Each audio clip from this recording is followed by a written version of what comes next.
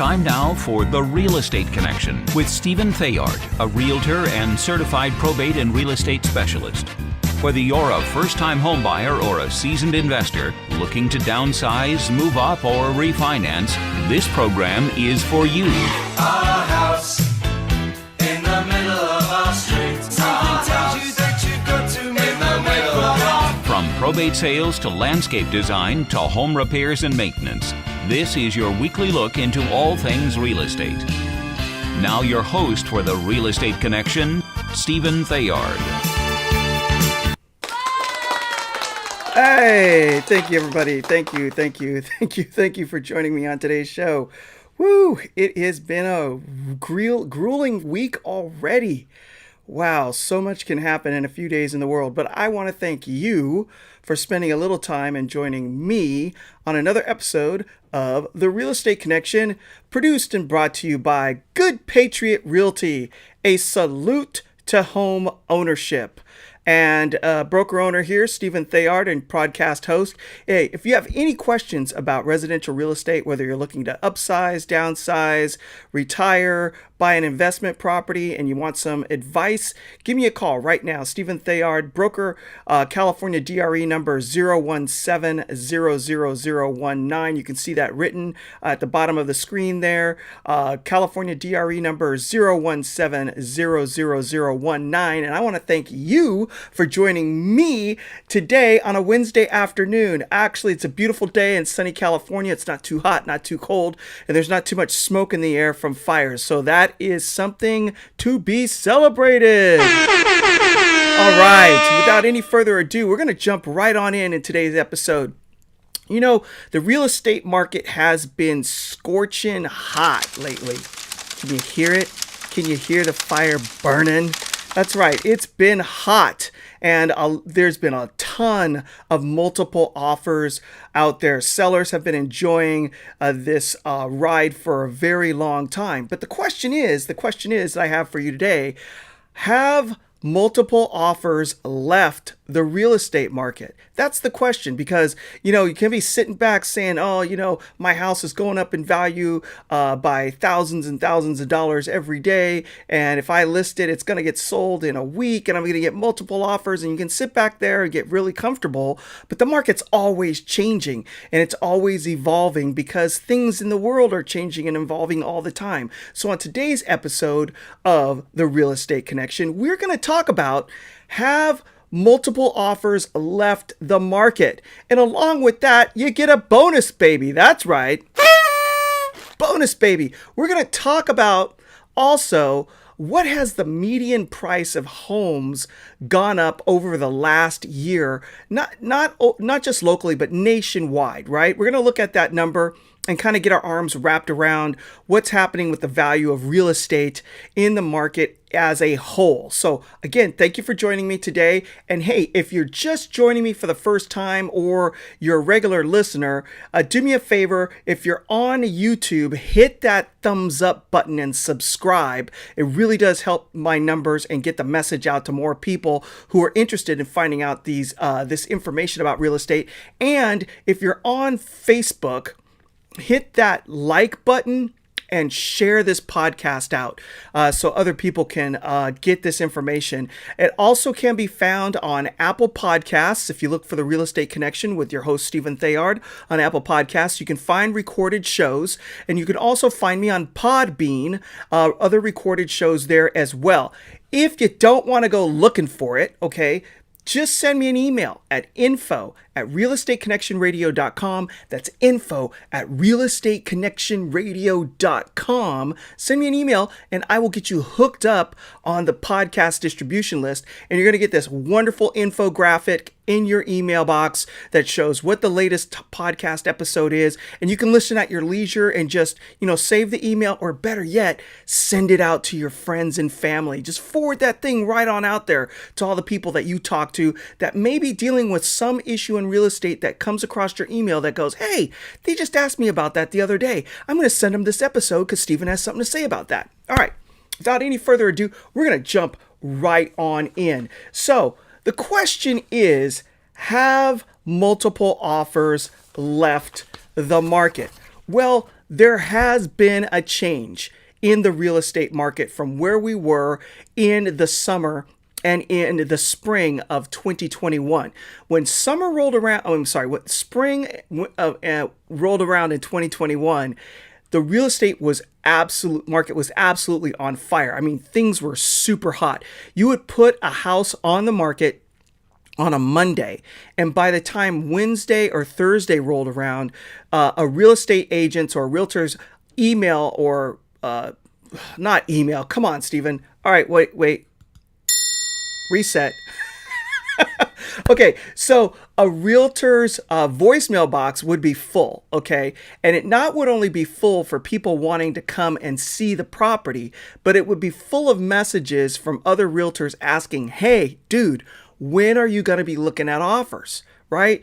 That's how we knew the market was hot, because those questions would come rolling in. Your emails would be full, your voicemails would be full, and you'd even have buyers calling you directly saying, hey, can you get me in early and represent me? That is when the market was absolutely roasting on fire. And then by the weekend, people were knocking at the door and begging to submit an offer. And then usually if you did wait for the weekend to end, you would be looking at 8, 9, 10, 12, maybe even sometimes 15 offers to purchase a home, which meant we were seeing over asking offers coming in anywhere from $50,000 to $100,000 over the asking price in real estate. So you're asking yourself, Stephen, get to the point, right? It's changed. Why? Why has it changed? Well, I'm going to tell you why it's changed. The reason why the market has changed and we're seeing a slowdown in multiple offers is we're seeing some normality come back to the world as a whole.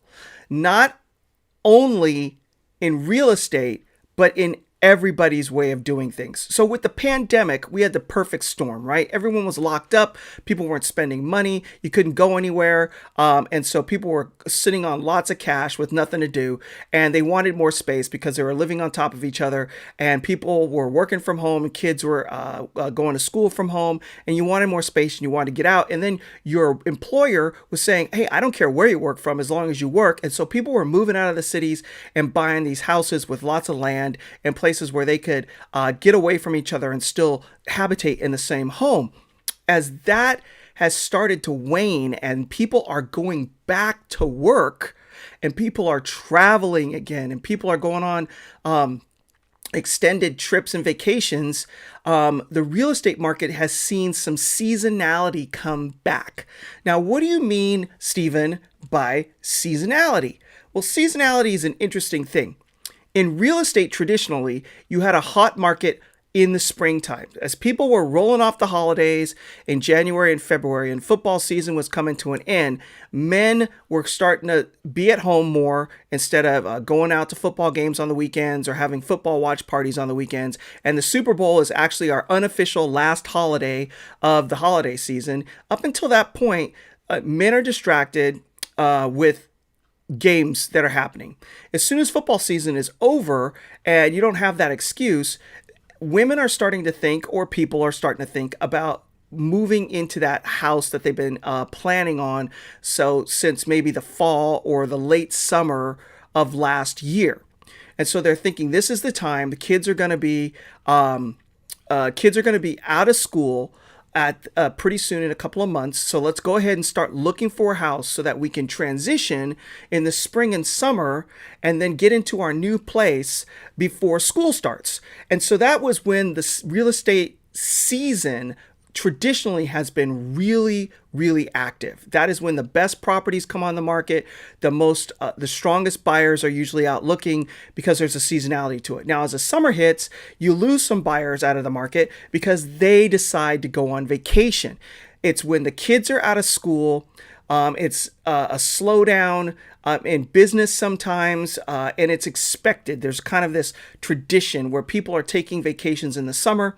And so you lose family units out of the purchasing market. And so the real estate market tends to start to slow down a little bit. Now, traditionally, there's another push in the fall, right before school starts. So as people come back from vacation early and maybe they didn't find the house they were looking for, they'll push one more time to get into a property before school starts and everyone settles down. Because once school starts and the settling down effect happens, the market starts to cool even more. And then we run into what we call the holiday season, November, Thanksgiving, and December with the Christmas holidays, when the market really starts to come to a really crawl or slow down.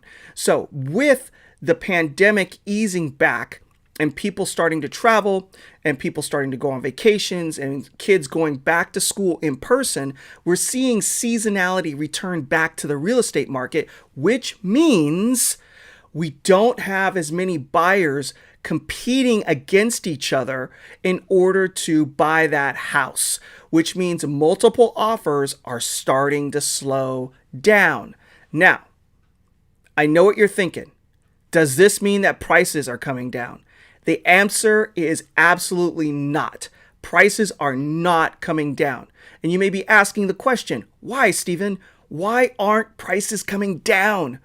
Because we still have historically low inventory.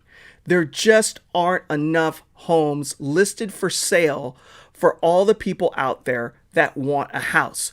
So sellers, you still have an advantage to a certain extent. However, it isn't as strong as of an advantage as it used to be. So going back in time into the spring, an early summer of this year, we were seeing multiple offers, but with strong terms for sellers.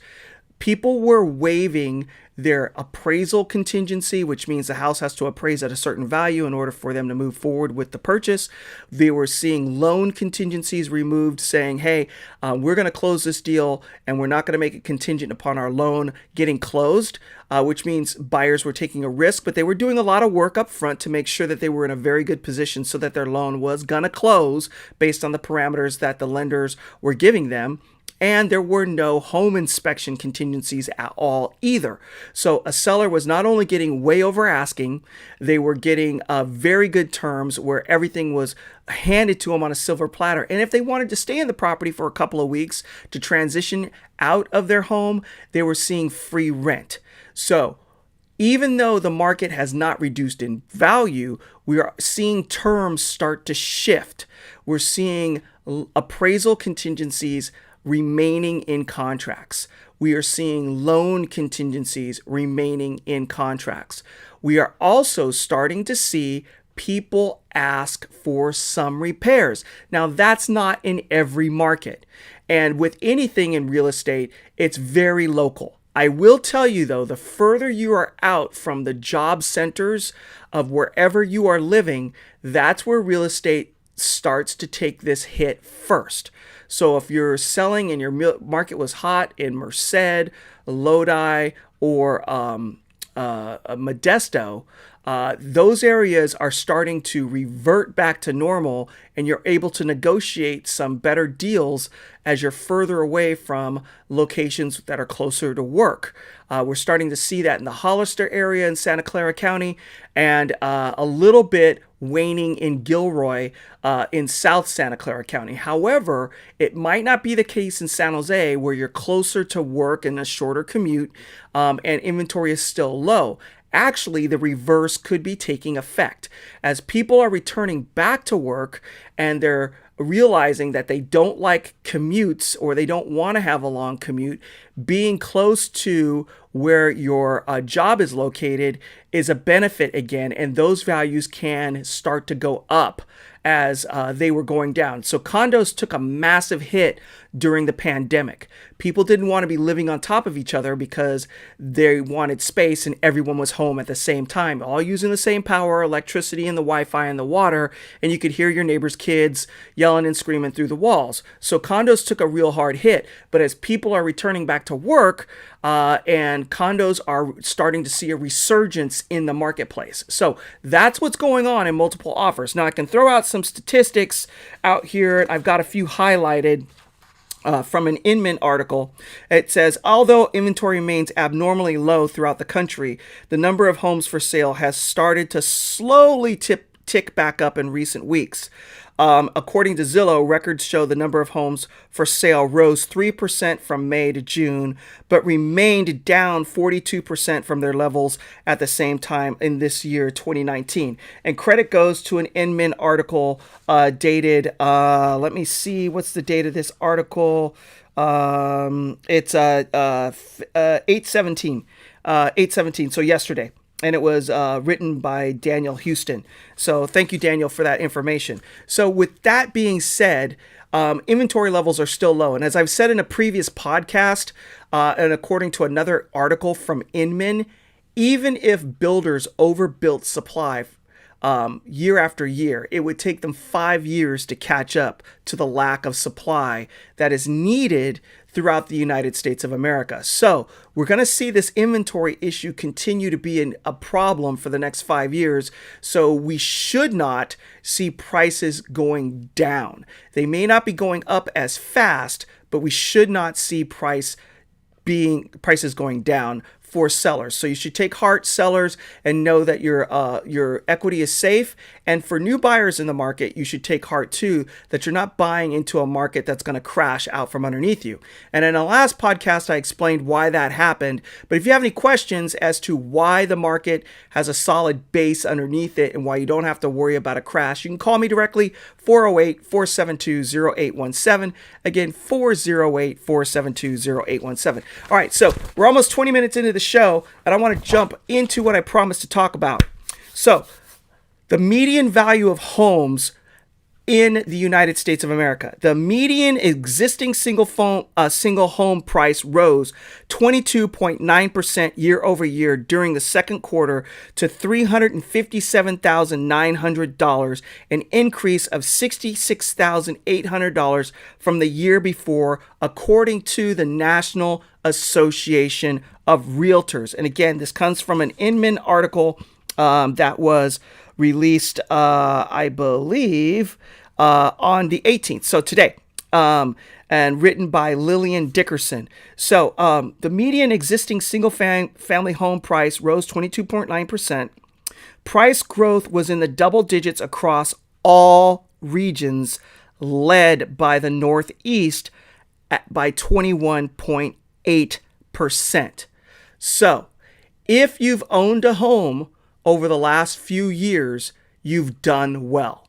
It's still the American dream, and it's still a fact that they're not making any more land. It's a finite supply, and it gets even smaller when you have cities, townships, and counties using zoning to restrict how much housing can be built for residential occupancy. So in any town that you live in, there are going to be zoned areas for commercial real estate where businesses or manufacturing is taking place, or storage of goods, warehousing. And there's going to be areas where they're allowing people to live, and there's going to be areas of retail, and there's going to be areas of government. All right. And so they're all zoned, and usually it's out 10, 15, 20-year plans, which means even with all the land that you see out there, it is restricted. It's a man-made restriction, which creates a short supply, meaning land generally holds its value. So if you're looking for a place to invest where you will not see an overnight erosion of your investment, real estate is the play to make. And you don't have to make it in the state that you're living in. Californians, listen to me. Hear me now. If you want to buy a house and be a landowner in the United States of America, you do not have to buy a house in California. We are a free country with open borders between the states, and you can own real estate in any state of the union. You can go to places like Arkansas. You can go to places like Alabama, Tennessee. It's becoming a little bit more expensive because people are moving there. Montana. You can go to all these different other places, North Carolina, South Carolina, Florida, and buy a house. You don't have to live in it. It can be an investment property you can hold, or you can buy it with the plans of moving into it into the future if you still want to remain in the state that you're in. You're not restricted by geography. Remember that. That's my hint for the day. If you have any questions about whether or not it sounds like a good idea for you and your family to invest in real estate, and you can't afford to do it in the state you're in, i.e. California, or maybe New York for my international, or actually listeners on the East Coast, not international listeners, that deserves a glockenspiel. All right. You can buy in other states that are less expensive and be a landowner in the United States of America and start building wealth.